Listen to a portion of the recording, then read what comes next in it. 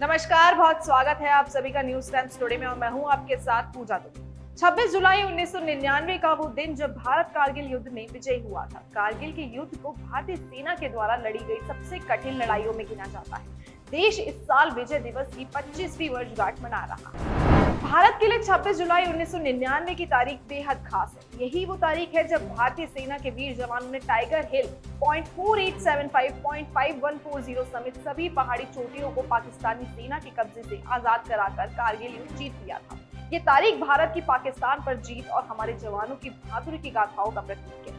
आजादी के बाद से भारत और पाकिस्तान के बीच वैसे तो 3 युद्ध हो चुके हैं, पहला 1965, दूसरा 1971 और तीसरा 1999 में। लेकिन सबसे भयानक और सबसे लंबा चलने वाला युद्ध था कारगिल वॉर, जो 1999 में हुआ था।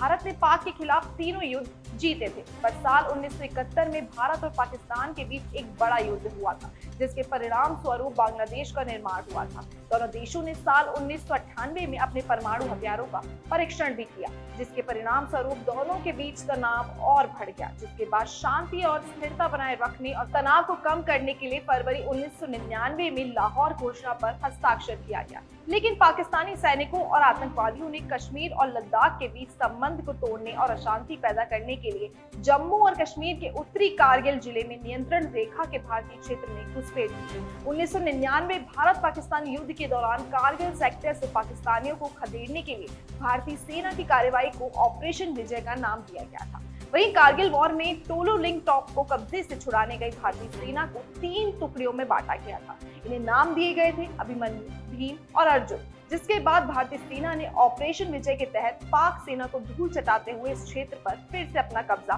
वापस से हासिल किया। ये युद्ध भारत और पाकिस्तान के बीच लड़ा गया और 2 महीने तक चला था। इस युद्ध के नेतृत्व की कमान उस वक्त के सेना प्रमुख जनरल वीपी मलिक के हाथों में थी। मलिक बताते हैं कि युद्ध से पहले दुश्मन देश की ओर से तरह तरह की साजिशें रची गई थी।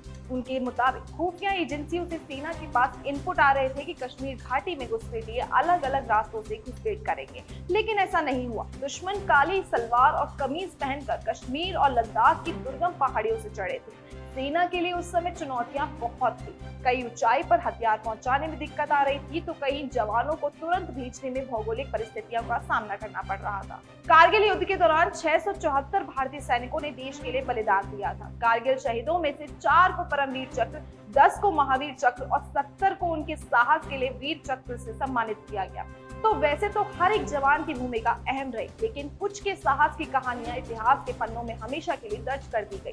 उनमें से एक है कैप्टन विक्रम भत्रा, जिन्हें कारगिल वॉर का हीरो भी कहा जाता है। 9 सितंबर 1974 को जन्मे कैप्टन विक्रम भत्रा इस युद्ध में 7 जुलाई 1999 को शहीद हो गए। उन्हें उनके साहस के लिए परमवीर चक्र से सम्मानित किया गया था। पाकिस्तान के साथ आमने सामने की भयंकर लड़ाई में कैप्टन विक्रम ने दुश्मन के 5 लोगों को मार गिराया। खुद गंभीर रूप से घायल होने के बावजूद विक्रम भत्रा ने आगे बढ़कर अपने लोगों का नेतृत्व किया। कोई रास्ता न बचने पर भारी गोलीबारी के बीच दुश्मनों पर सामने से वार किया।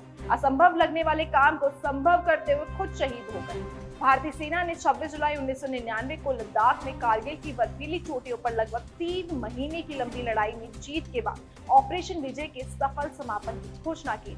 इस युद्ध के दौरान पीएम मोदी भी वहां पहुंचे थे और उन्होंने सैनिकों से मुलाकात की थी। खास बात यह है कि उस समय पीएम मोदी बीजेपी उत्तर भारत के महामंत्री के साथ उत्तर भारत के प्रभारी भी थे। कारगिल युद्ध को आज पूरे 25 साल हो गए। कारगिल विजय दिवस कारगिल युद्ध में भारत की जीत, भारतीय जवानों को श्रद्धांजलि और उनकी वीरता को नमन करने के लिए मनाया जाता है।